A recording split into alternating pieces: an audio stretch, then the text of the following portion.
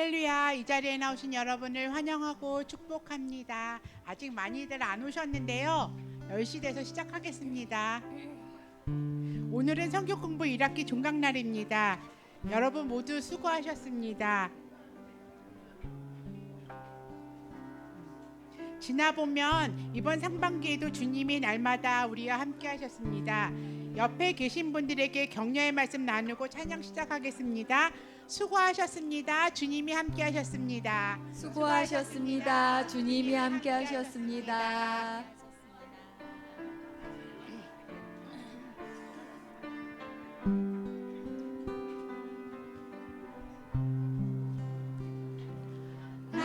날마다 숨쉬는 순간마다 내 앞에 어려운 일 보내 주님 앞에 이 몸을 맡길 때 슬픔 없네 두려움 없네 주님의 그 자비로운 손길 항상 좋은 것 주시도다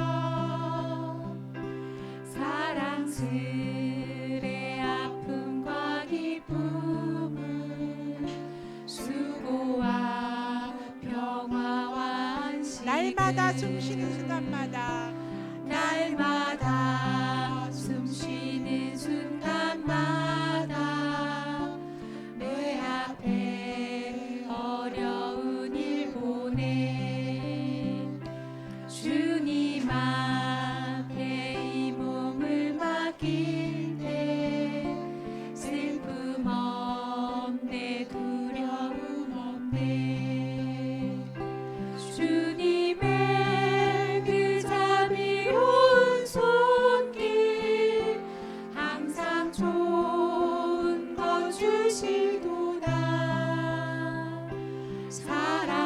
사랑스레 아픔과 기쁨을 수고와 평화와 안식을 날마다 주님 내 곁에 계셔 자비로 날 감싸 주시네 주님 앞에 이 몸을 맡길 때 힘 주시네 위로함 주네 어린 딸을 품에 안으시사 항상 평안함 주시도다 내가 살아 숨을 쉬는 동안 살리신다 약속하셨네 인생의 어려운 순간마다 주님 약속 생각해보네 내 맘속에 믿음 잃지 않고 말씀 속에 위로를 얻네 주님의 도우심 바라보며 모든 어려움 이기도다 흘러가는 순간순간마다 주님 약속 새겨봅니다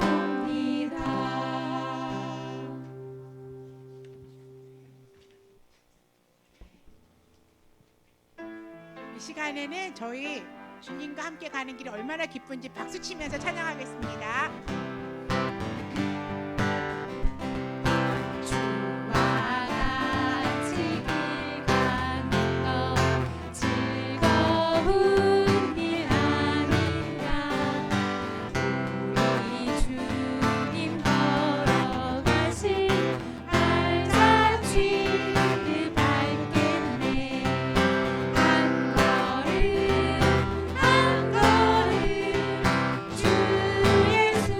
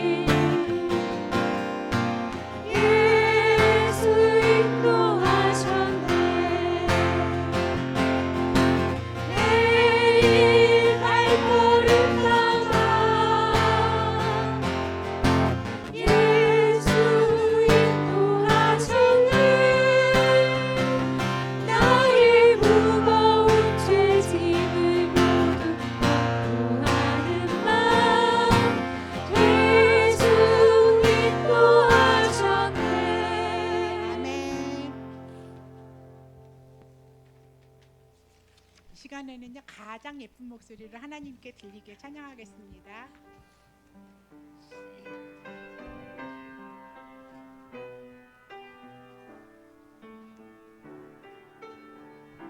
사랑해요 목소리 높여.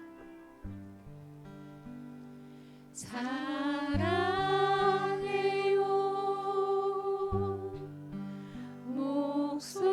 목소리 높여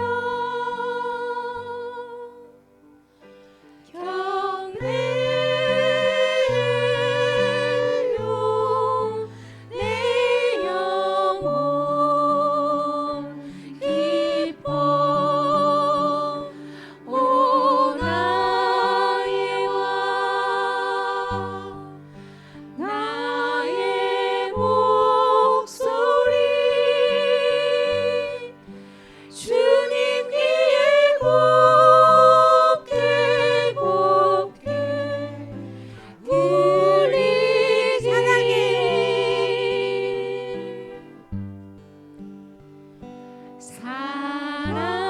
사랑해요 목소리 높여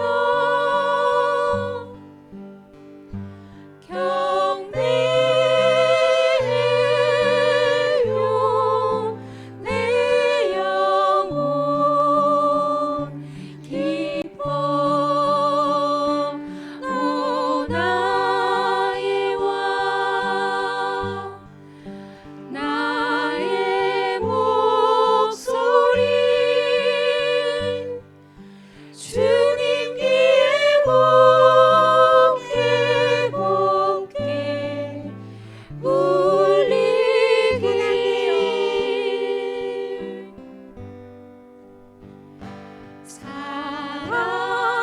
사랑해요 목소리 높여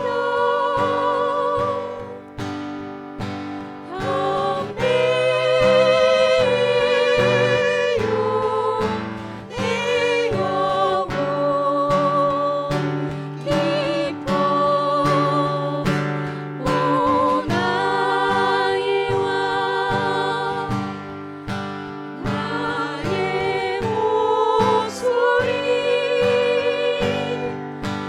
주님 귀에 곱게 곱게 마지막으로 한 번 더 고백할 때께 제가 찬양 가사 불러드릴게요. 찬양도 한번 해볼까요?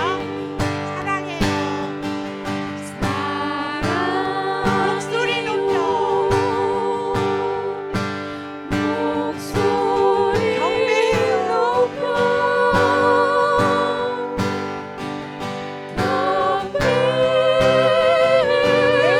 기뻐 내 영혼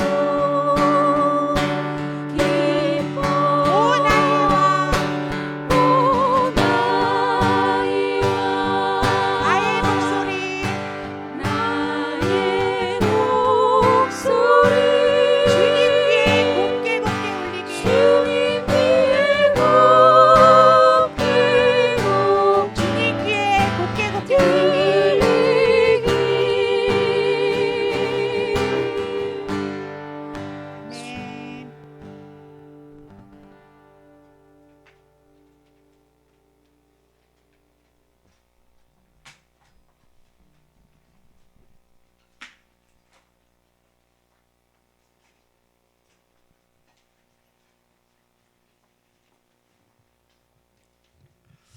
네, 우리 잠깐 기도하고 우리 시작하겠습니다. 하나님 은혜를 감사합니다. 어느덧 우리 성경 공부가 종강에 이르렀습니다. 지금까지 인도해 주시고 은혜 베풀어 주신 하나님께 감사를 드립니다. 하나님 이 마지막 시간 오늘 우리에게 주시는 귀한 말씀 듣게 하시고 하나님의 말씀이 우리 마음밭에 우리 심령에 새겨지고 또 그 말씀이 30배, 60배, 100배 열매를 거두는 귀한 시간이 되게 하여 주시옵소서. 감사하며 예수님의 이름으로 기도드립니다. 아멘. 네, 한 주간 2주간 우리 오랜만에 봤는데 잘 지내셨나요? 네, 우리 옆 사람에게 사랑합니다, 축복합니다. 우리 인사 나누시겠습니다. 네.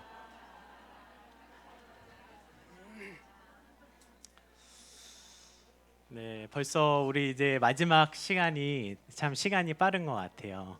우리 수고해 주신 분들이 참 많은데 우리 박수로 감사합니다 또 이렇게 격려하는 시간 가지면 좋을 것 같습니다. 우리 먼저 우리 교구 반장으로 섬겨주신 우리 신경자 권사님 한번 일어나 주시면 네, 신경자 권사님 네 너무 감사합니다. 네, 네. 그리고 우리 교구장님들 우리 한번 다 자리에서 일어나 주시면 예, 우리 교구장님들 네. 우리 예 너무 감사합니다. 네. 자, 아직도 우리 1월에 처음 우리 교구 반장님, 교구장님들 여기 하모에서 상견례했던 기억이 나요. 네. 너무 좋았는데 네, 이렇게 참 너무 여러모로 감사드립니다. 그리고 또 우리 성경 공부를 위해서 우리 성경 공부 우리 반장으로 섬겨주신 우리 예, 김진홍 권사님 뒤에 예, 우리 한번 네. 예. 여러 가지로 섬겨주셔서 너무 감사하고 우리 준비팀 예, 또 한번 자리에서 일어나 주시면 예, 예, 저 안에 여운아 집사님도 계시고 네, 우리 밖에는 안 계신가요? 네, 네. 그리고 오늘도 너무 좋았지만 늘 찬양으로 우리 잘 섬겨주신 우리 찬양팀 한번 다 일어나 주시면 네, 너무 감사합니다.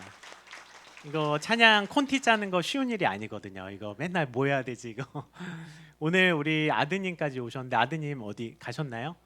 아 우리 아드님 잠깐만 우리 예 우리 박수 한번 우리 황원정 권사님 아드님이신데 네, 네 장신대 후배이기도 하시고 네. 이 공간에 저 아닌 다른 남자가 이렇게 처음으로 네, 네 감사합니다. 네, 바로 나가시네 그냥. 네, 하여튼 한 해 동안 너무 감사하고 네.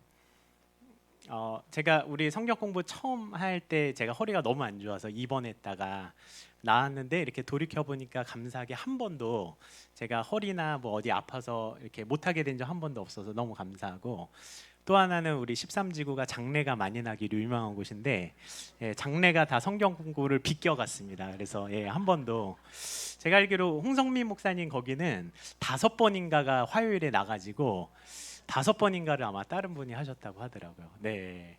그래서 초반에는 본인이 하신 것보다 다른 사람이 하신 게 더 많을 정도로 네, 근데 다행히 저희 지구는 네, 하여튼 너무 감사합니다. 났으면 좋았을려나? 네, 네, 네, 감사합니다. 네, 그리고 또 이렇게 너무 많이 사랑해 주시고 좋아해 주셔서 진짜 너무 감사합니다. 네. 안 그랬으면 제가 되게 적응하기 어려웠을 텐데 네, 1, 2월에 되게 힘든 시기를 지나고 이렇게 너무 우리 13지구에서 많이 사랑해 주시고 좋아해 주셔서 그 힘으로 저도 이렇게 여기까지 온 것 같아요. 또 여기 계신 분들 얼굴 떠올리면서 기도도 하고 네, 그러니까 성도들에게 목회자는 성도들이 지탱해 주는 사람이지만 성도들도 목회자를 지탱해 주는 사람들인 것 같아요. 같이 지탱해 주는 거지 목회자가 더 우월하기 때문에 지도하는 게 전 아니라고 생각합니다. 네, 같이 가는 거고 같이 지탱해 주는 게 아닌가. 네, 하여튼 너무 감사합니다. 네, 우리 오늘은 사무엘상 16장 그리고 17장도 이렇게 좀 한번 보려고 하는데 네, 우리 16장을 우리 함께 교독하겠습니다. 네, 사무엘상 16장.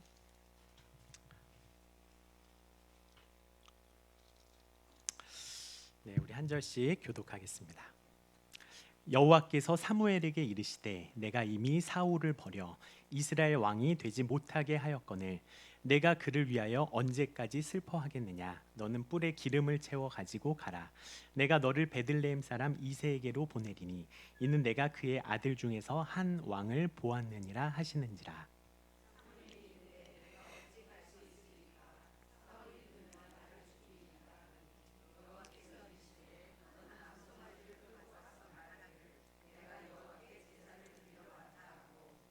이새를 제사에 청하라. 내가 내게 행할 일을 가르치리니 내가 내게 알게 하는 자에게 나를 위하여 기름을 부을지니라.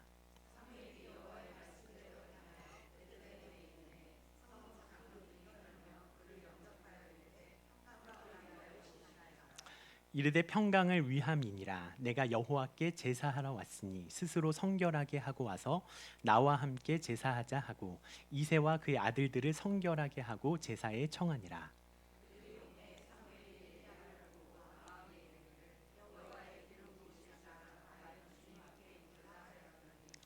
여호와께서 사무엘에게 이르시되 그의 용모와 키를 보지 말라. 내가 이미 그를 버렸노라. 내가 보는 것은 사람과 같지 아니하니 사람은 외모를 보거니와 나 여호와는 중심을 보느니라 하시더라.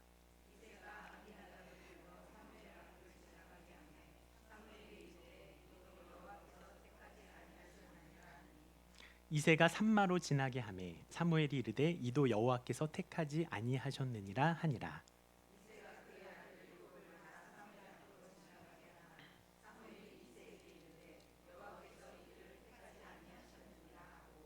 또 사무엘이 이새에게 이르되 내 아들들이 다 여기 있느냐. 이새가 이르되 아직 막내가 남았는데 그는 양을 지키나이다. 사무엘이 이새에게 이르되 사람을 보내어 그를 데려오라. 그가 여기 오기까지는 우리가 식사 자리에 앉지 아니하겠노라.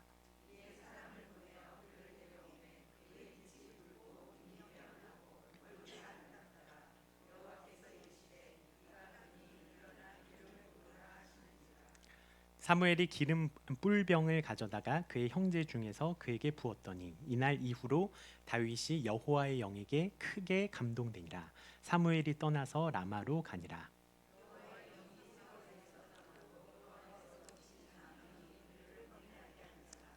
사울의 신하들이 그에게 이르되 보소서 하나님께서 부리시는 악령이 왕을 번뇌하게 하온즉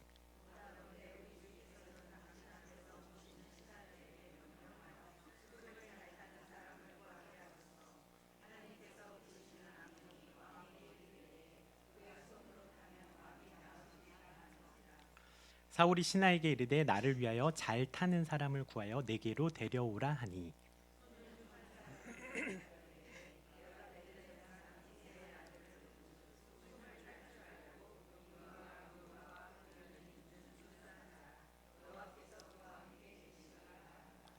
사울이 이에 전령들을 이새에게 보내어 이르되 양치는 내 아들 다윗을 내게로 보내라 하매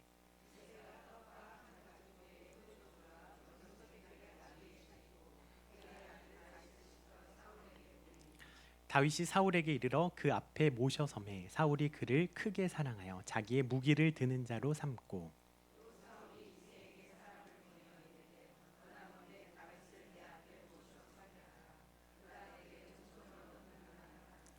하나님께서 부리시는 악령이 사울에게 이를 때 다윗이 수금을 들고 와서 손으로 탄즉 사울이 상쾌하여 낫고 악령이 그에게서 떠나니라. 아멘. 네, 우리가 어느덧 사무엘상 16장에 이르렀는데 사무엘상 16장은 이제 사울의 몰락을 인해 크게 슬퍼하며 상심해하고 있는 사무엘에게 하나님께서 오셔서 슬픔을 거두고 새로운 왕, 곧 하나님의 마음에 합한 왕을 찾아서 베들레헴 향촌으로 자맹하라고 명령하시는 내용이 16장에 나오고 있습니다. 그래서 하나님께서는 사울을 선택하셨지만 이제 사울을 포기하시고 버리시고 이제 새로운 왕을 선택하는 장면이 이제 16장에 나옵니다. 그래서 이스라엘의 초대 왕이 사울이었다면 우리 다 아시는 것처럼 2대 왕은 다윗입니다.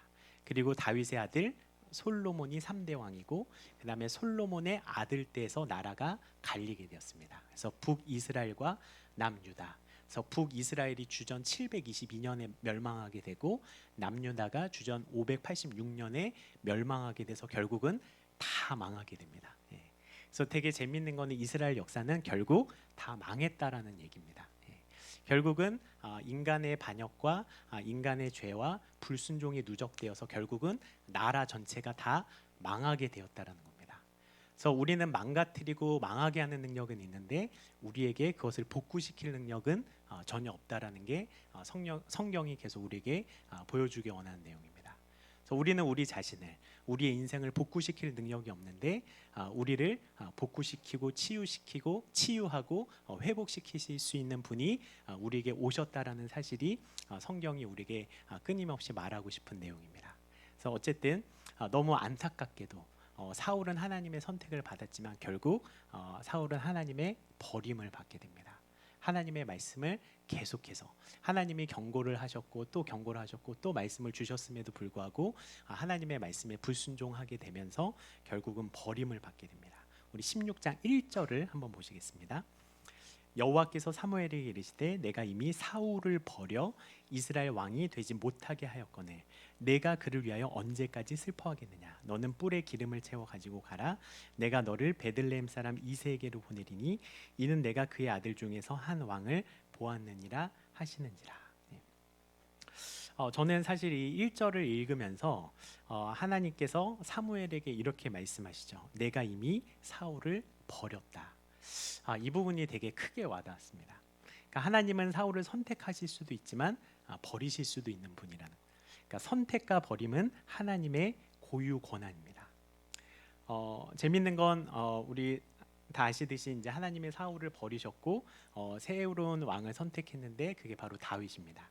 그리고 다윗이 실제로 이제 역사의 중요 무대에 이제 등장하는 계기 중에 하나가 이제 사울이 악령이 틈탔을 때 이제 수금을 타서 악령을 쫓아보낸 사건. 그리고 가장 대표적으로 다윗이 등극하게 된 그 스토리가 골리앗을 무찌른 사건입니다. 그래서 이제 다윗이 그렇게 무대 역사의 중앙에 등장을 하게 되고 실제 왕이 되기까지는 10수년이 걸립니다. 그러니까 10수년 동안 다윗이 여러 가지 고난도 겪고 어려움을 겪다 왕이 되는데 문제는 그동안 사울이 계속 왕이었다라는 거죠. 그러니까 하나님이 버리신 시점과 실제 왕의 자리에서 내려오는 시점이 굉장히 큰 시간차가 있었다는 것입니다.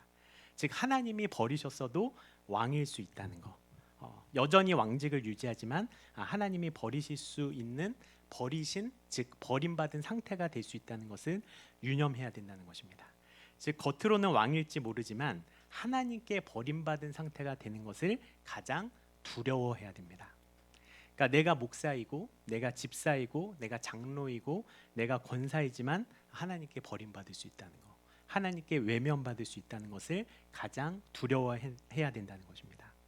그래서 내가 이미 사울을 버렸다는 표현, 하나님이 버렸다는 결정은 세상에서 가장 나쁜 소식이고 가장 슬픈 소식입니다.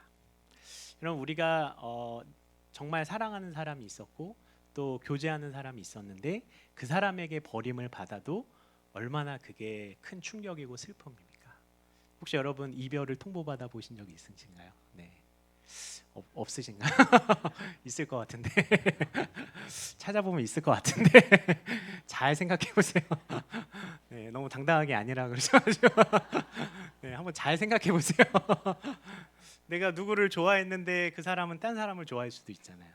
다시 한번 질문하겠습니다. 네. 있을 것 같은데 네. 내가 좋아하는 누군가가 그 사람이 나를 좋아했으면 좋겠는데 다른 사람을 좋아할 수 있잖아요. 그러니까 소위 버림받을 수 있잖아요. 네, 저도 예전에 그런 경험이 한 번 있습니다. 네, 제가 좋아하는 신학교 다닐 때 기타 동아리에 있었는데 그 친구도 저를 좋아한다 그랬어요. 근데 한 주에 다른 형하고 사귀고 있는 거예요. 진짜 열받아가지고 저 너무 열받아가지고 이제 만나러 가는데 그때 또 제가 지하철에서 항상 영어 성경을 읽었습니다. 이 모범생 진짜 NIV 성경을 읽는데 이제 하나님이 또 용서하라는 말씀을 딱 그런 음성을 주시더라고요. 그래서 딱 만났는데 저한테 고개를 푹 숙이고 오빠가 원하면 자기가 기타 동아리를 떠나겠다고. 그래서 내가 오늘 진짜 내가 너무 열받아서 얘기하려고 그랬는데 이제 영어 성경 얘기를 하면서 그냥 기타 동아리에 있으라고. 네. 그리고 저도 그녀를 버렸습니다. 네. 네가 버린 게 아니고 내가 버린 거다. 네. 하여튼 우리가 원래 이 얘기는 하려고 한 게 아닌데 하다 보니까 네. 원래 제가 준비한 거는 사람에게 버림을 받아도 하나님이 계시니까 우리는 괜찮은데 하나님께 버림을 받으면 그때 우리는 어떻게 하냐 이 내용이었는데 갑자기 네, 참. 네. 그러니까 우리가 사람에게 버림을 받으면 너무 뼈 아프죠. 너무 가슴 아프죠. 저도 그때 그 기억이 나요. 누군가에게 버림을 받았을 때 그게 얼마나 아픔이고 슬픔인지. 근데 그래도 우리가 사람에게 버림을 받아도 우리가 갈 곳이 있잖아요. 하나님이 계시잖아요. 근데 하나님에게 버림을 받으면 그때 우리는 어떻게 해야 되냐? 이건 정말 답이 안 나오는. 그래서 만약에 이게 사울이 아니라 나라고 생각해 보면 만약에 하나님이 내가 저를 버린다라고 생각을 하니까 정말 앞이 깜깜하더라고요. 이건 어떻게 답이 없고 숨이 안 쉬어지더라고요. 예. 마치 공황장애가 올 것 같은. 저는 공황장애를 겪어보진 않았지만 제가 그때 허리가 안 좋아서 그 병원에서 조제해준 약을 먹었는데 그게 저랑 안 맞았던 거예요. 그러니까 갑자기 밤에 막 호흡곤란이 오더라고요. 갑자기 막 죽을 것 같고, 근데 집에 아무도 없으니까 그래서 막 응급실을 가게 된 적이 한 번 있어요.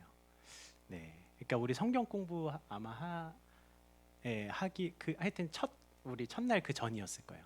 그 전주 토요일 밤에. 네. 그래서 이대로 내가 주일에 교회 못 가나. 그러니까 진짜 저도 되게 신기한 경험이었어요. 그 응급실에 가서 그 침대에 누워 있고 저를 이제 막 밀고 가는데 제가 보는 거는 이 천장의 이 불빛들. 그러니까 마치 왜 드라마에서 그렇게 나오는 드라마의 장면을 막 보는 것 같은 거예요. 예. 그러니까 막 그렇게 한번 저도 되게 놀랐는데 그런 느낌이 다시 느껴지더라고요. 하나님께 버림을 받는다. 이건 정말 답이 없는 거예요. 하나님께 버림을 받으면 그 순간 지옥이 시작된다라고 생각합니다. 그래서 조나단 에드워즈라는 미국의 신학자는 천국과 지옥을 설명할 때 그렇게 얘기합니다. 천국은 우리가 하나님으로부터 받는 그 기쁨과 행복이 더 이상 그 기쁨과 행복을 수여받지 않는, 그러니까 그 기쁨과 행복을 계속 수여받는 상태. 그러니까 여러분들이 살면서 어떤 행복을 느끼실 때 있지 않습니까? 가장 행복하고 즐거울 때 그 행복과 즐거움의 순간이 계속 증가하는 상태. 그러니까 내가 하나님으로부터 받는 모든 행복과 기쁨을 다 받았다고 할 수 있는 순간은 오지 않는 상태. 그러니까 계속 증가하는 상태. 왜냐하면 하나님은 무한하고 영원하시기 때문에. 그래서 천국은 그런 곳이라는 것이죠. 기쁨과 행복이 영원히 증가하는 상태에 있는 곳. 머물러 있는 것이 아니라 증가하는 상태에 있는 곳. 그래서 그 이청준이 쓴 당신들의 천국이라는 그 소설에서 거기서 유토피아에 대해서 설명하는 내용이 나오는데 되게 의미심장한 내용이었어요. 유토피아는 행복이 고정된 곳, 행복이 그 멈춘 곳이 아니라는 거죠. 왜냐하면 내가 원하는 것을 다 이룬 상태가 유토피아가 아니라, 왜냐하면 내가 원하는 것을 다 이룬 상태는 이제 다 이루었기 때문에 뭐가 찾아오냐면 권태가 찾아옵니다. 그러니까 진짜 유토피아는 고정된 상태가 아니라 움직이는 상태가 된다는 거예요. 그러니까 조나단 에드워즈도 천국을 설명할 때 그런 얘기를 했습니다. 근데 반대로 지옥은 하나님으로부터 받는 형벌이 이 형벌을 다 받았다고 할 수 있는 순간은 오지 않는 상태. 그러니까 형벌을 다 받은 상태가 있는 게 아니라 형벌이 계속 증가하는 상태. 정말 무시무시한 거죠. 이 계속 증가하는 상태. 천국과 지옥이 정반대로 하나님은 영원하고 무한하시기 때문에 하나님의 권위에 도전하고 대적한 자들에게 부어지는 하나님의 처벌은 그 수준과 그 강도가 계속해서 증가하는 상태에 있다는 거죠. 그러니까 세상에서 가장 두려운 건 자녀가 좋은 대학 못 가는 게 아니라는 거예요. 남편이 사업을 실패하는 게 아니라는 거예요. 내가 돈이 많지 않다는 게 아니라는 거예요. 내가 몸이 아픈 것도 아니라는 거예요. 가장 이 세상에서 우리가 두려워야 될 일은 하나님께 버림받는 것이라. 하나님께 유리되는 거, 하나님과 멀어지는 거, 하나님 없이 살아가는 거. 이게 가장 우리에게 두려운 일입니다. 정말 끔찍한 일입니다. 이거야말로 지옥이 시작되는 겁니다. 그래서 천국과 지옥은 우리가 죽고 나서 가는 곳이 아니라 지금 여기서부터 사실은 시작이 되는 겁니다. 지금 이 세상에 살고 있는 동안 하나님이 찾아오셨을 때 영원한 생명이 나에게 시작된 거고 천국이 우리에게 시작된 것입니다. 하나님이 나에게 없다면 아무리 많은 부를 가지고 있고 내가 아무리 성공했어도 아무리 사울처럼 왕이었어도 하나님께 버림받는다면, 하나님이 없다면 그것은 지옥이나 마찬가지입니다. 왜냐하면 지금 내가 가지고 누리고 있는 모든 것들은 시간이 되면 썩고 없어지는 것들이며 결국 나도 무덤에 들어가고 흙이 되고 먼지가 될 것이기 때문입니다. 그래서 이 버림받는다는 이게 얼마나 무서운 것인가를 저는 우리 성경 공부를 준비하면서 1절을 읽으면서 좀 여러 가지 생각을 했었습니다. 우리 계속해서 내용을 한번 보시겠습니다. 2절, 사무엘이 이르되 내가 어찌 갈 수 있으리까 사울이 들으면 나를 죽이리다 하니 여호와께서 이르시되 너는 암송아지를 끌고 가서 말하기를 내가 여호와께 제사를 드리러 왔다 하고 이새를 제사에 청하라 내가 내게 행할 일을 가르치리니 내가 내게 알게 하는 자에게 나를 위하여 기름을 부을지니라. 사무엘이 여호와의 말씀대로 행하여 베들레헴에 이름에 성읍 장로들이 떨며 그를 영접하여 이르되 평강을 위하여 오시나이까 이르되 평강을 위함이니라. 내가 여호와께 제사하러 왔으니 스스로 성결하게 하고 와서 나와 함께 제사하자 하고 이새와 그의 아들들을 성결하게 하고 제사에 청하니라. 그래서 하나님께서 사울을 버리시고 나서 이제 이새의 아들 중에 왕을 이제 선택하셨는데, 그래서 그 선택한 사람을 이제 가서 찾으라고 사무엘을 보내십니다. 그래서 이제 새로운 왕을 뽑을 것이다라고 이제 그리고 가서 기름을 부으라고 하나님이 말씀하시니까 사무엘이 깜짝 놀랐습니다. 왜냐하면 아직은 공식적으로 사울이 왕이기 때문에 공식적으로 왕이 있는데 새로운 왕을 찾아가서 기름을 붓는다는 것은 그대로 걸렸다가는 역모 행위로 몰려서 처형을 당할 수 있기 때문입니다. 그러자 하나님께서 그런 방법을 알려주시죠. 너는 암송아지를 끌고 와서 말하기를 내가 여호와께 제사를 드리러 왔다 하라. 그러니까 사실은 약간 거짓말이죠. 그러니까 우리 성경에 보면 가끔 이렇게 거짓말 할 때가 있어요. 예를 들어서 그 모세가 태어날 때도 원래는 그 어린아이를 다 죽이라 그랬는데 그 산파들에게 왜 어린아이를 다 안 죽이냐라고 했더니 히브리 여인들이 너무 건장해서 도착하기 전에 이미 애를 다 낳았습니다. 근데 하나님께서 그 산파들에게 복을 내리셨더라. 그런 내용이 나오거든요. 그래서 우리가 정직해야 하나님이 복을 주시고 거짓말을 하면 벌을 받는 게 아닌가. 근데 그 히브리어에서 히브리 개념의 그 정직은 그 사실 정보를 있는 그대로 말하는 개념이 아니라 나의 중심이 하나님께 얼마나 바르게 있느냐라고 하더라고요. 그러니까 나의 중심이 얼마나 하나님 앞에 바로 있느냐가 정직이지 지금 앞에 있는 어떤 팩트나 정보를 정확하게 전달하는 게 이 사람들의 개념에서 정직은 아니라는 거죠. 그렇다라고 해서 뭐 맨날 밥 먹듯이 거짓말하라는 얘기는 아니고, 그러니까 약간 개념이 다른 거죠. 그래서 정말 중요한 거는 이런 윤리적인 거를 넘어서 정말 나의 중심이 하나님을 향해 있는가. 근데 어쨌든 하나님께서 사무엘에게 이런 방법을 알려줍니다. 그러니까 참 만약에 그러니까 사울은 하나님께 이렇게 버림을 받았는데 사무엘은 여전히 너무 하나님과 친밀하잖아요. 이렇게 방법까지 알려주시고, 사실 뒤에 우리 사무엘 하에 가 보면 다윗이 블레셋하고 전쟁을 할 때 하나님과 이렇게 대화를 합니다. 제가 올라가서 치리까 말리까, 올라가서 치라고 말씀을 해주죠. 그래서 올라가서 쳤더니 다윗이 승리를 하게 됐습니다. 그래서 그곳 이름을 제가 기억하기로 바알 브라심인가 그래요. 약간 이름이 웃긴데 여호와께서 대적들을 물을 흩음같이 흩으셨도다. 그래서 어떻게 쳐야 될지 하나님이 구체적으로 해요. 그 다음번 블레셋과의 전쟁에서는 다윗이 또 물어봅니다. 올라가서 치리까? 그랬더니 그렇게 하지 말고 이번엔 나무 숲을 뒤로 가서 매복했다가 쳐라. 그러니까 하나님과 이렇게 친밀하면 너무 참 신앙생활하기 좋을 것 같아요. 우리 아들을 어느 대학에 넣으면 될까요? 제 남편이 지금 어디서 무슨 짓을 하고 있는지, 이런 거 막 실시간으로 바로 알려주시면 얼마나 좋겠어요. 그런 건 너무 기대하지 않으시는 게 가끔 어떤 하나님과의 친밀함을 어떤 아전인수격으로 잘못 활용해서, 그래서 저는 그런 분도 봤어요. 어떤 남자분인데 청년인데 자기가 전날 기도를 했는데 하나님이 말씀하셨는데 한 자매에게 가서 자매님과 결혼하라고 전날 하나님이 말씀하셨다는 거예요. 만약에 그 남자분이 정말 멋있고 잘생기고 했으면 아마 그 자매님도 수긍했을 거예요.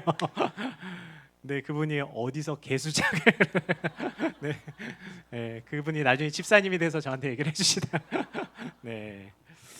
일단 잘생기고 보자. 그래서 인생은 잘생기고 예쁘면 유리한 게임이다. 누가 그러더라고요. 이런 건 중요한 게 아니고, 하여튼 그래서 하나님과 친밀하게 이렇게 하나님과 밀접하게 동행하면 우리의 삶의 일거수일투족을 하나님께 여쭤보고 또 하나님이 어떤 걸 원하시는가, 계속 물어보고 하나님 뜻대로 한 걸음 한 걸음 나아가는 게 신앙생활의 재미이기도 하고 기쁨이기도 하고 유익이기도 하지 않나 싶습니다. 그래서 저도 제가 군에 있을 때 유학을 갈 것인가 말 것인가 정말 고민을 너무 많이 했어요. 저도 애가 셋이고 저는 장모님을 모시고 살고 있었고 아내도 직장을 그만둬야 됐고 저도 어쨌든 안정된 걸 버리고 완전히 진짜 처음부터 시작을 해야 됐고 진짜 어떻게 저보고 어제 우리 권사님들이 애를 셋이나 낳냐고 지금 하나도 힘든데 네. 근데 하여튼 또 그 셋도 힘든데 그 셋을 데리고 또 외국까지 갔으니 제가 무슨 재벌도 아니고 네. 그러니까 진짜 쉽지 않은 결단이었어요. 저는 이제 군대에서 축구하는 것도 좋고 또 군에서 이제 병사들이 또 이제 병사들하고 재밌게 지내는 것도 너무 좋았고 근데 군이 저의 사명은 아니었거든요. 그냥 군에서 열심히 했지만 축구도 너무 재밌고 또 편하고 너무 좋으니까 막 어딜 가나 막 저한테 격려해주고 저는 그때도 말씀드린 것 같긴 하지만 제가 처음 인간할 때 중이었는데 투스타 우리 장군한테 우리 누가 아버님이 투스타셔. 예. 근데 우리 황원정 원사님 예. 아버님이 투스타셨는데 제가 투스타면은 진짜 장난 아니에요. 군대 가면 만약에 투스타나 쓰리스타가 군대 오신다 그러면 도로를 이렇게 청소하는 게 아니라 도로를 새로 깐다 그러더라고요. 네. 그리고 막 쓰리스타 막 이런 분들이 헬기 타고 오시면 와 밑에서 중령이 진짜 충성 막 이러는데 와 진짜 우리는 하늘에서 강림하시는 줄 알았어요. 막 그 주님 재림하신 느낌으로 막 그러니까 근데 저는 이제 중이면은 진짜 이렇게 얘기하면 그렇지만 중이 나부랭이거든요. 근데 이제 저는 목사이기 때문에 신고하고 나서 바로 막 목사님 여기 앉으셔서 차 한 잔 마시고 어디 중이 나부랭이가 투스타랑 예. 그러니까 저는 목사이면서 장교이니까 장교로서 대접도 받고 이제 목사로서의 대접도 받고 물론 이제 장교이지만 목사이기 때문에 또 목사이지만 장교이기 때문에 어려운 일도 사실은 되게 많은데 어쨌든 그거를 안정된 걸 다 버리고 유학을 간다는 건 되게 어려운 일이었는데 진짜 하나님이 원하시는 길이 무엇인가를 놓고 기도하고 말씀을 볼 때마다 그런 느낌을 받은 적이 있어요. 모든 말씀이 다 나를 공격해오는 느낌. 그러니까 내가 하나님이 원하시지 않는 걸 선택했을 때 그거를 읽으면 정말 모든 말씀 하나하나가 이게 그냥 딱 뜯어서 놓고 보면 대입할 수 없는 것들인데도 성경을 읽으면 정말 살아서 나를 다 공격해오는 느낌. 이쪽으로 가면 안 된다고. 예. 그래서 그런 것들이 또 신앙생활의 어떤 되게 중요한 부분이 아닐까. 네. 그래서 어쩌다가 성경을 읽으면 그런 건 안 나옵니다. 매일매일 성경을 읽고 하나님과 친밀히 동행하면서 이래야 뭔가 좀 막 살아 움직이 그러지. 네. 안 읽다가 그냥 그래서 사무엘은 늘 하나님과 영적인 교제를 친밀하게 나누던 사람이었기 때문에 하나님께서 이런 방법도 알려주시고 이렇게 구체적으로 얘기를 해주신 것 같습니다. 일단 계속 보시겠습니다.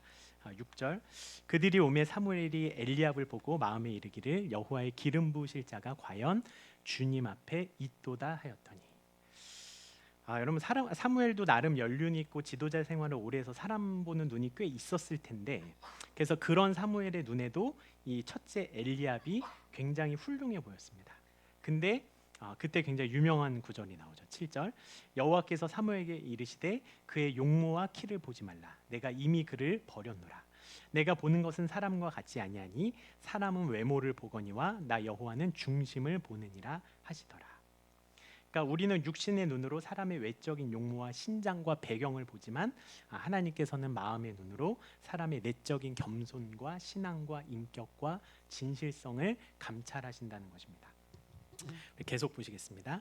이새가 아비나답을 불러 사무엘 앞을 지나가게 하매 사무엘이 이르되 이도 여호와께서 택하지 아니하셨느니라 하니 이새가 산마로 지나게 하매 사무엘이 이르되 이도 여호와께서 택하지 아니하셨느니라 하니라. 이새가 그의 아들 일곱을 다 사무엘 앞으로 지나가게 하나 사무엘이 이새에게 이르되 여호와께서 이들을 택하지 아니하셨느니라 하고 또 사무엘이 이새에게 이르되 내 아들들이 다 여기 있느냐. 이새가 이르되 아직 막내가 남았는데 그는 양을 지키나이다. 사무엘이 이새에게 이르되 사람을 보내어 그를 데려오라. 그가 여기 오기까지는 우리가 식사 자리에 앉지 아니하겠노라. 이에 사람을 보내어 그를 데려오매 그의 빛이 붉고 눈이 빼어나고 얼굴이 아름답더라. 여호와께서 이르시되 이가 그니 일어나 기름을 부으라 하시는지라. 사무엘이 기름 뿔병을 가져다가 그의 형제 중에서 그에게 부었더니 이날 이후로 다윗이 여호와의 영에게 크게 감동되니라. 사무엘이 떠나서 라마로 가니라. 지금 다윗을 선택하는 장면을 우리가 읽었는데 첫째, 둘째, 셋째 쭉 보는데 다 너무 괜찮았어요. 근데 외모는 훌륭했지만 하나님이 선택하신 사람이 아니었습니다. 그래서 거기 있던 아들들을 다 했는데 아무도 아닌 거예요. 그래서 또 아들이 있느냐라고 했더니 막내가 지금 양을 지키나이다. 그래서 빨리 막내를 데려와라. 그 막내를 봤더니 바로 그가 하나님이 선택하신 사람이었습니다. 그리고 더 중요한 건 저는 여기서 되게 너무 이렇게 전율을 느꼈는데 13절에 하나님이 선택하신 다윗에게 여호와의 영을 부어 주셨다는 거. 하나님의 영에게 크게 감동되게 하셨다는 거. 이 부분이 저는 되게 마음에 많이 와닿습니다. 제가 소망교회 오기 전에 이제 프랑스에 있을 때 항상 주일 밤에 아내랑 아이들하고 앉아서 이렇게 찬양도 하고 성경 읽기를 했어요. 성경 암송도 하고 돌아가면서. 근데 그때 성경을 사무엘을 읽었어요. 생각해 보니까 사무엘상. 근데 이제 한국어로도 읽고 한 장씩 한국어로 읽고 그다음에 불어 성경으로 읽었어요. 그래서 불어 성경을 읽는데 이 13절 다윗이 여호와의 영에게 크게 감동되니라. 이 부분이 불어 성경으로 읽었는데 너무 잊지 못할 성경 구절이었습니다. 번역이 좀 달라요. 제가 불어를 써오긴 했는데 다들 불어를 예. 여기서는 요렇게 표현이 돼 있어요. 하나님의 영이 다윗에게 왔고 그리고 이날부터 그 하나님의 영이신 성령이 다윗을 결코 떠나지 않았더라. 그러니까 여기에는 그냥 다윗이 여호와의 영에 크게 감동되니라 이렇게 돼 있는데, 그러니까 이 번역본을 다양하게 읽어보면 되게 다양한 각도에서 볼 수 있습니다. 그러니까 그냥 한번 일회적으로 하나님의 영이 다윗에게 임한 게 아니라 다윗에게 하나님의 영이 임하고 그 하나님의 영이 다윗을 떠나지 않았다. 그러니까 하나님의 영이 우리에게 임하는 게 정말 중요한데 더 중요한 건 뭐냐면 우리에게 임한 하나님의 영이 우리를 떠나시지 않는 거. 이게 가장 중요합니다. 평생 하나님의 영이 우리를 떠나지 않는 상태. 근데 반면에 14절을 보시면 여호와의 영이 사울에게서 떠나고 여호와께서 부리시는 악령이 그를 번뇌하게 한지라. 그러니까 너무 안타깝게도 사울에게는 여호와의 영이 떠났습니다. 그러니까 사울에게도 여호와의 영이 임했었어요. 우리 몇 장 앞에 보시면 기억하시겠지만 사울도 예언자들 무리에 있느냐 이런 속담이 나올 정도로 그 예언자의 무리를 만났을 때 사울도 굉장히 크게 하나님의 영에 감동된 적이 있습니다. 그리고 하나님의 선택을 받아서 왕이 됐고 어쨌든 하나님이 매사에 함께해 주셔서 승리를 주셨음에도 불구하고 결국 사울의 불순종이 누적이 되면서 여호와의 영이 사울에서 떠났습니다. 그래서 하나님의 영이 우리에게 온 사건은 우리 인생의 최대 사건입니다. 그런데 하나님의 영이 우리를 떠나는 시간은 우리 인생의 최악의 사건입니다. 그래서 여기 악령이 이제 왔다라고 돼 있는데 악령은 사탄의 영으로서 인간의 정신과 마음을 억누르고 파괴하는 이 사탄의 사악한 영을 가리킵니다. 여기에 보면 여호와께서 부리시는 악령이라고 이렇게 표현이 되는데 이것도 되게 의미심장한 얘기입니다. 그러니까 악령을 하나님이 부리시다니. 이건 또 뭐지? 그러니까 악령은 하나님과 별개일 것 같은데. 그러니까 실제로 악령은 하나님과 별개입니다. 왜냐하면 악령은 불결한 영이기 때문에. 근데 이 표현은 뭘 지칭하고 있냐면 아무리 악령일지라도 하나님의 통치와 주권을 벗어난 범위는 어디에도 없다는 것입니다. 즉 아무리 악령이 날고 기어도 하나님의 주권을 벗어나서 활동할 수 있는 악령은 없다라는 것입니다. 그러니까 말하자면 얼마든지 마음 먹으면 하나님이 악령도 한 번에 제압할 수 있는, 다 말하자면 하나님 손바닥 안에 있다라는 얘기를 하나님의 그 주권적 표현을 이렇게 표현하고 있다고 보시면 될 것 같습니다. 그래서 악령을 만든 건 하나님이 아니시지만 악령조차도 하나님의 통치와 주권 아래 있다. 그래서 어쨌든 너무 안타깝게도 하나님의 영이 사울에게 임했는데 그 영이 사울을 떠났다는 겁니다. 그래서 우리에게 가장 중요한 것은 하나님의 영이 우리에게 부어지는 것입니다. 그리고 그 성령의 충만함이, 성령의 내주하심이 우리의 평생 이어지는 겁니다. 그래서 예수님이 우리에게 이런 말씀하시죠. 너희 중에 아버지 된 자로서 누가 아들이 생선을 달라 하는데 생선 대신에 뱀을 주며 알을 달라 하는데 전갈을 주겠느냐. 너희가 악할지라도 좋은 것을 자식에게 줄 줄 알거든 하물며 너희 하늘 아버지께서 구하는 자에게 성령을 주시지 않겠느냐. 네. 우리가 많은 것들을 구할 수 있지만, 우리가 구하면 하나님이 우리에게 많은 것들을 주시지만 그 중에서 가장 우리가 중요하게 최우선 순위로 구해야 될 것은 바로 성령이라는 것. 구하는 자에게 성령을 주시지 않겠느냐. 우리 인생 최고의 선물은 성령 충만함입니다. 왜냐하면 하나님의 영을 도대체 우리가 어디서 만나겠습니까? 어떤 인간이 이걸 만들어내겠습니까? 인간의 테크닉과 기술이 1000만 년 진보하더라도 우리가 어떤 수로 하나님의 영을 마주치겠습니까?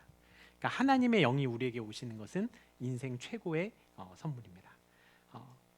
근데 반면에 우리가 하나님의 영을 상실할 수 있는데, 그것은 우리가 반복해서 하나님의 말씀을 무시하고 분수순종할 때 결국 하나님의 영은 우리에게서 떠나시는 겁니다. 여러분, 하나님의 영이 사실은 우리를 그냥 떠나셔도 우리는 할 말이 없어요. 우리가 뭐라고. 그런데 하나님의 영은 우리에게 오시기를 기뻐하신다는 것입니다. 매일매일 우리 안에 계시기를 기뻐하신다는 것입니다. 그래서 우리가 정말 누군가를 사랑하고 좋아할 때 당신 없이 사는 시간은 단 하루일지라도 단 1시간일지라도 나에게 아무런 의미가 없다고 이야기하게 됩니다. 네. 그런 당신이 없으면 나에게는 살아야 할 이유가 없다라고 고백을 합니다. 네. 마찬가지로 우리가 하나님 없이 살아가는 시간은 그것이 하루일지라도 별로 의미가 없는 삶입니다. 하나님이 없이는 우리의 인생이 무의미하기 때문입니다. 즉 하나님만이 우리의 삶을 의미 있게 만드시는 분입니다. 그래서 여러분, 이 무의미라는 개념이 굉장히 무서운 개념입니다. 마치 블랙홀처럼 모든 것을 빨아들여서 소멸시키는 개념입니다. 그러니까 무의미하다는 것은 그 무의미한 시간이 계속 연장이 되고 지속이 되어도 그 자체로 무의미한 것입니다. 그래서 무의미한 시간은 아무리 영원히 지속이 돼도 나에게는 허무한 시간입니다. 그래서 성경에서 말하는 영원이라는 개념은 단순히 시간이 무한대로 연장이 되는 것이 아니라 하나님에게 속한 의미 있는 시간을 영원이라고 하는 겁니다. 그래서 영원이라는 것은 그냥 이 물리적 시간의 총체적 집합이나 끊임없는 연장이 아니라 영원한 의미를 갖고 계신 분이 나의 삶에 오신 사건, 거기에서 영원이 주어지는 겁니다. 그래서 하나님의 영이 우리에게 오시는 사건은 말하자면 영원한 생명이 우리에게 오시는 사건이고 우리 인생의 최대 사건입니다. 그래서 저는 여기 계신 여러분들이 늘 언제나 하나님의 영으로 충만하시기를 바랍니다. 하나님의 영이 우리를 떠나시면 정말 우리 인생에 별거 없어집니다. 원래 별거 없는 인생인데 하나님의 영이 우리를 떠나시면 진짜 별거 없게 됩니다. 반면에 원래 우리 인생은 별거 없는데 하나님의 영이 우리에게 오시면 진짜 별거 있는 스페셜한 인생이 되는 줄을 믿습니다. 여러분들의 삶이 하나님의 영으로 충만하기를 축원합니다. 우리 16절 계속 보시겠습니다. 15절. 사울의 신하들이 그에게 이르되 보소서 하나님께서 부리시는 악령이 왕을 번뇌하게 하온지 원하건대 우리 주께서는 당신 앞에서 모시는 신하들에게 명령하여 수금을 잘 타는 사람을 구하게 하소서. 하나님께서 부리시는 악령이 왕에게 이를 때 그가 손으로 타면 왕이 나으시리다 하는지라. 근데 죄송한데 벌써 지금 11시여서 끝내고 나머지 내용을 하는 게 나을 것 같습니다. 네, 우리 10분 정도 쉬도록 하겠습니다. 네.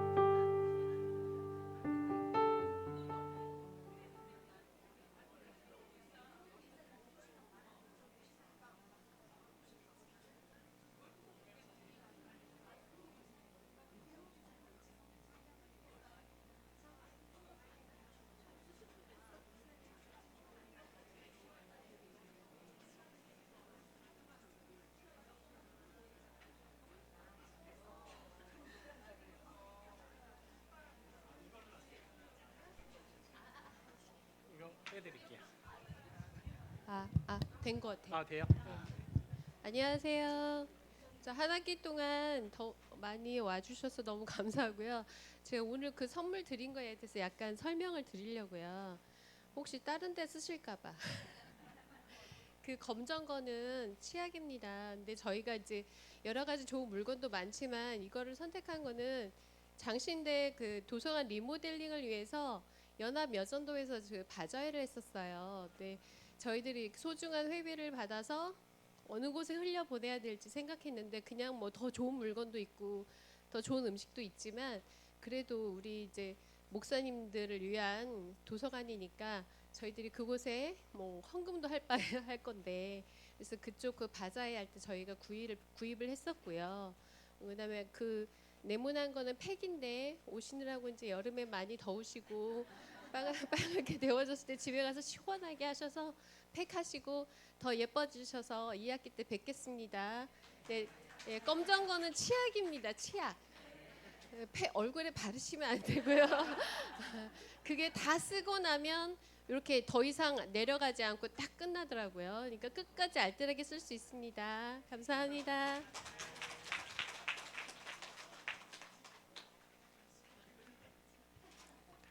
어제 식사 자리에서 들었는데 항상 종강 때 유지미 목사님이 이렇게 노래하셨다 그러더라고요. 저도 오늘 기타 치고 노래 한번 해야 되나 했는데 예, 그건 아니고 예. 아니 준비된 건 없어요. 예. 아니 그러니까 아까 기타랑 있어서 진짜 해야 되나? 뭐 김광석이라도 불러야 되나 한번 했는데 아니 기타도 없고 예. 나중에 네, 네 헤어질 때 네? 네? 네 그렇죠. 예. 원래 헤어질 때 가장 슬플 때 네. 눈물 흘리면서 네. 가끔 집에서 혼자 기타 치면서 노래 부르는데 네. 네. 참. 네? 빨리 헤어질까요 그러면? 네.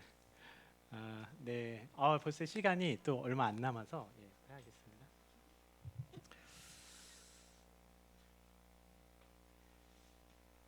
네.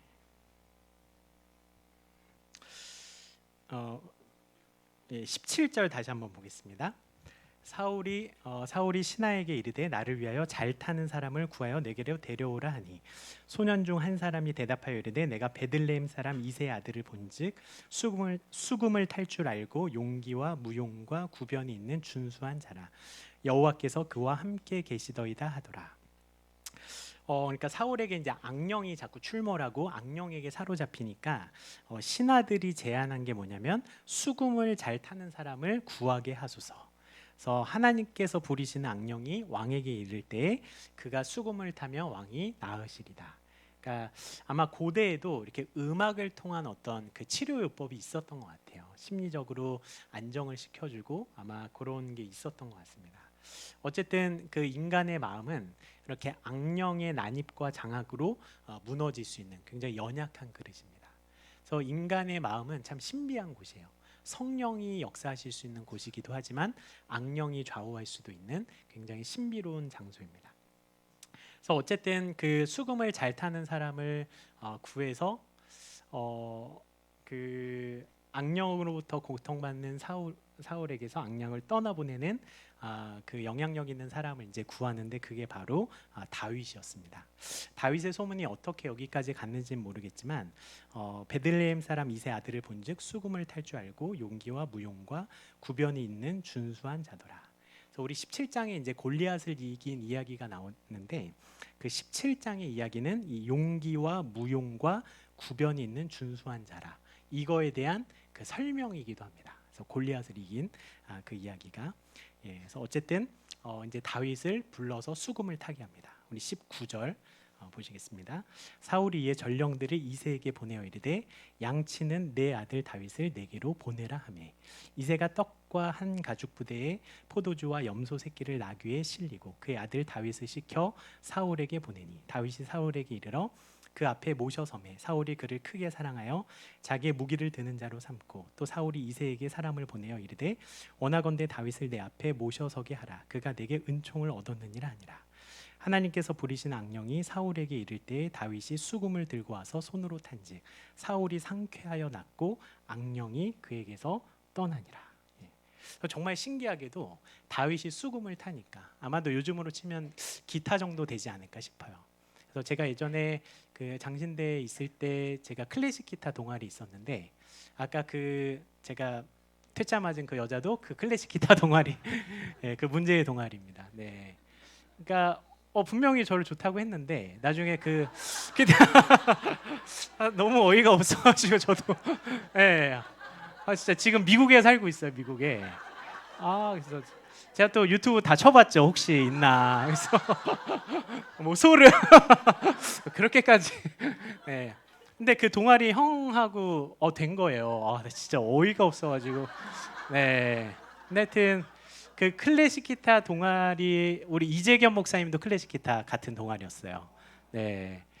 그 동아리 이름이 다비드, 네, 다윗이었습니다. 네. 그래서 저희 구호가 찬양과 저항. 그래서 이제 찬양도 하고 잘못된 것에 저항한다. 그게 80년대 후반에 만들어낸 그때 한참 학생 운동하던 선배들이 만드셔가지고 저는 00학번이어서 이제 그때는 그런 게 없었고 그래서 뭐 운동하는 분위기가 아니었고 80년대 후반 뭐 이럴 때 우리나라 막 운동하는 그런 분위기였잖아요. 그래서 그때는 막 되게 좀 그런 분위기여서 찬양과 저항. 예. 저 때는 뭐 저항 같은 거 없었고 다 찬양을 한 것도 아니고 예, 맨날 뭐 김광석, 뭐 에릭 클랩턴, 뭐 이런 거 쳤는데 어쨌든 너무 신기하게 다윗이 정말 수금을 탔는데 악령이 떠나갔습니다. 그러니까 수금을 켰기 때문에 악령이 떠나간 게 아니라 하나님의 영이 다윗과 함께했기 때문에 악령이 떠나가게 되는 겁니다. 그래서 단순히 악기를 잘 연주하는 테크닉만으로는 악령을 상대해서 악령을 떠나보낼 수가 없다라는 것입니다. 그러니까 하나님이 함께 하셔야만 악령을 떠나보낼 수가 있습니다. 저는 여러분들이 하나님이 함께 하시는 사람이어서 여러분 주변에 악령으로 고통받는 그 사람의 악령을 떠나보낼 수 있는 그런 사람들이 다 되실 수 있기를 주님의 이름으로 축원합니다. 그렇게 하기 위해서는 하나님을 가까이 해야 됩니다. 여러분이 하나님을 가까이 하면 하나님이 여러분에게 가까이 오실 것입니다. 그리고 가까이 있던 악령은 떠나게 될 것입니다. 저는 그런 은혜가 여러분들이 있기를 축원합니다. 그래서 23절에 보면 다윗이 수금을 들고 와서 손으로 탔을 때 사울이 상쾌하여 나았다. 그러니까 악기를 연주하는 것도 중요하지만 사실은 우리의 언어와 행동이 우리의 삶이 이런 악기가 돼야 되는 거죠. 우리의 삶에서 아름다운 가락과 선율이 연주될 때 우리 주변에 악령이 떠나갈 줄을 믿습니다. 그래서 하나님이 우리의 삶을 도구로 사용하셔서 악령을 쫓아내시는 일들이 우리 주변에 그리고 여러분들의 삶에 있었으면 좋겠습니다. 근데 이런 것들은 하나님과 동행하는 삶이 누적이 될 때, 그러니까 다윗 같은 경우는 다윗의 심령에 하나님과 동행하는 다윗의 심령에 차곡차곡 쌓인 이 영성의 열매들을 나눈 결과라고 생각합니다.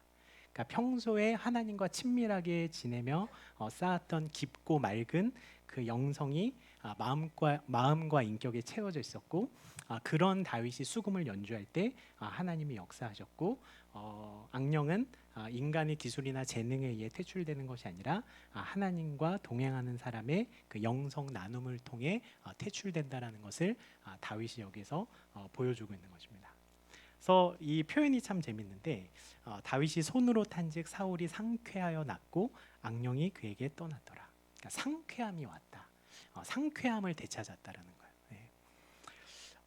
여러분들이 혹시 주변에 있는 사람의 악령을 쫓아내지는 못해도 좀 상쾌하게라도 좀 하게 하면